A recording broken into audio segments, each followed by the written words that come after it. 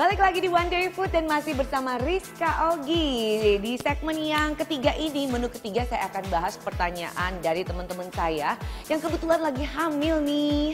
Hai Tania, hai Ita, selamat ya. Bentar lagi udah jadi ibu, dijaga baik-baik kandungannya.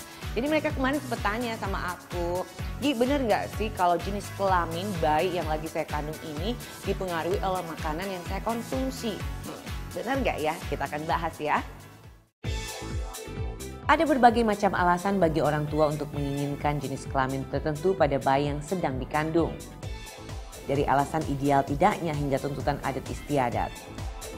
Ada beberapa penelitian menyebutkan jika sang ibu ingin memiliki anak laki-laki, maka disarankan untuk mengkonsumsi makanan-makanan yang mengandung kalium dan sodium.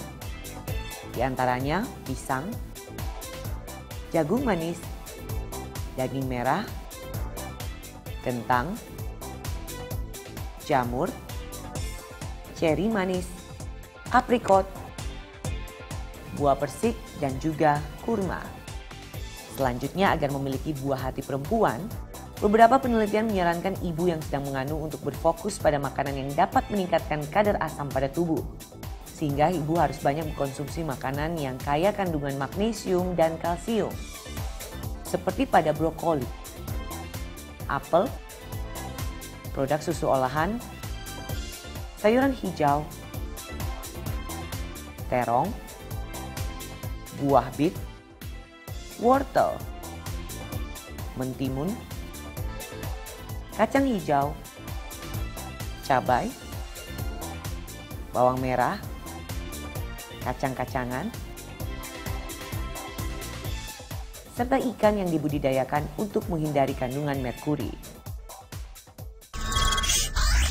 Nah teman-teman, itu tadi informasinya jenis-jenis makanan yang bisa mempengaruhi jenis kelamin sang janin, baik itu perempuan maupun laki-laki.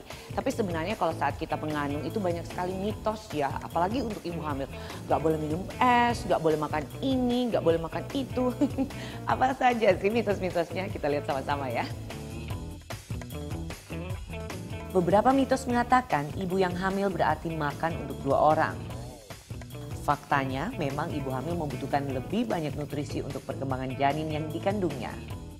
Seperti kebutuhan kalsium menjadi 1.200 mg dan zat besi menjadi 27-30 mg. Namun ternyata itu hanya sepertiga dari asupan normal yang dibutuhkan.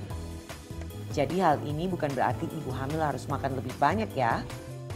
Bila ibu makan berlebih, maka asupan kalori yang berlebih tersebut akan membuat tubuh kegemukan, yang akan memicu berbagai komplikasi kehamilan yang berbahaya. Selanjutnya ada mitos untuk tidak mengkonsumsi seafood. Ini mitos atau fakta ya. Mengkonsumsi makanan laut memang menjadi salah satu pantangan makanan bagi ibu hamil. Hal tersebut dikarenakan beberapa jenis makanan laut mengandung logam merkuri yang berkadar tinggi, sehingga bisa menghambat pertumbuhan sistem syaraf janin. Namun faktanya asupan omega 3 yang banyak berasal dari makanan laut sangat dibutuhkan saat hamil. Bahkan kekurangan asupan omega 3 selama masa kehamilan bisa mengakibatkan masalah kelainan tumbuh kembang pada janin. Sehingga beberapa ahli gizi menyarankan saat trimester awal memang benar sebaiknya kurangi konsumsi seafood, karena kondisi janin yang dikandung masih rentan. Namun saat memasuki trimester ketiga, kondisi janin sudah kuat sehingga makanan laut disarankan untuk dikonsumsi karena mengandung protein, omega 3 dan lemak esensial yang baik. Selanjutnya ada mitos yang menyebutkan bahwa mengkonsumsi teh hijau baik untuk ibu hamil. Katanya teh hijau kaya akan antioksidan yang baik untuk kesehatan ibu. Mitos atau fakta ya? Faktanya teh hijau ini mengandung kafein tinggi yang akan meningkatkan denyut jantung dan metabolisme, sehingga ibu mudah merasakan stres.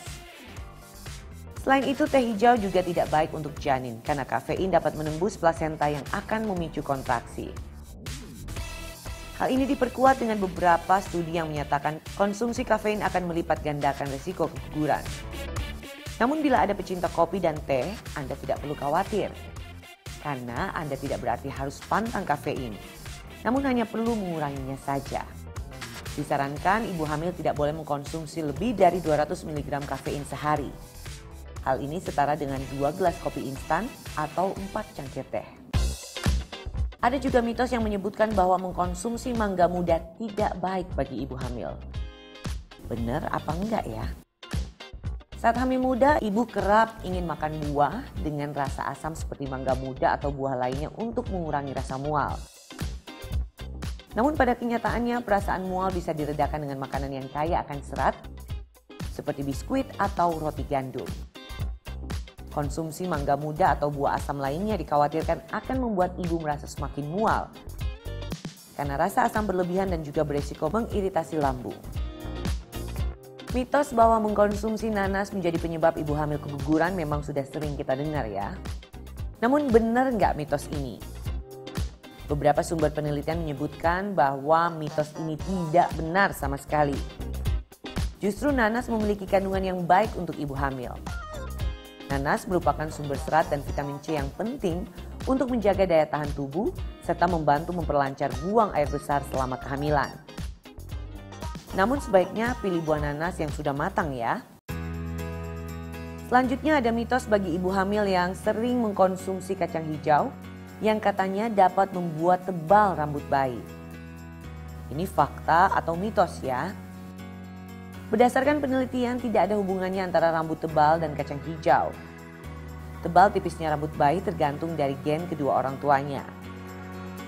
Tapi anjuran untuk lebih sering mengkonsumsi kacang hijau memang benar karena mengandung serat tinggi, vitamin B1, B6 dan B12 yang bisa membantu ibu hamil yang mengalami konstipasi. Lalu banyak juga mitos yang menyebutkan bahwa minum air es dapat menyebabkan bayi besar. Mitos atau fakta ya? Faktanya hal tersebut tidaklah benar.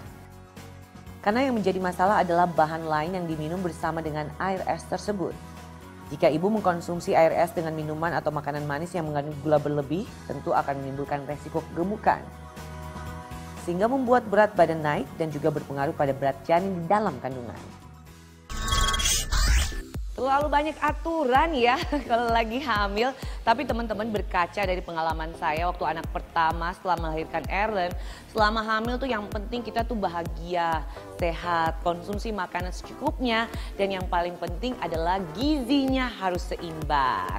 Nah, saya jadi muncul pertanyaan nih dan akan lebih baik kalau saya tanya langsung ke expert. Benar nggak ya dengan berbagai macam larangan dan mitos-mitos yang ada? Langsung aja yuk. Nah, untuk jenis kelamin bayi ini sebenarnya tidak berhubungan dengan makanan, tapi lebih kepada sperma yang mencapai sel telur tersebut.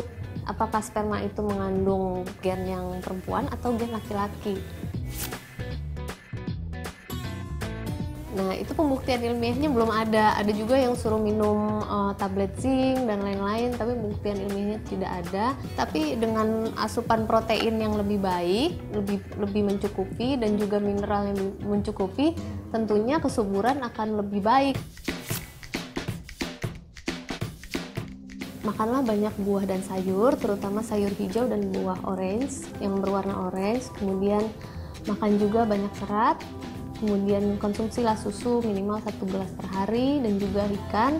Namun untuk ikan ini hati-hati, jangan sampai mengkonsumsi ikan yang sudah terkontaminasi oleh logam berat seperti merkuri. Untuk ibu hamil disarankan kurangi asupan gula, karbohidrat sederhana seperti tepung-tepungan itu juga dikurangi, kemudian garam dan juga lemak.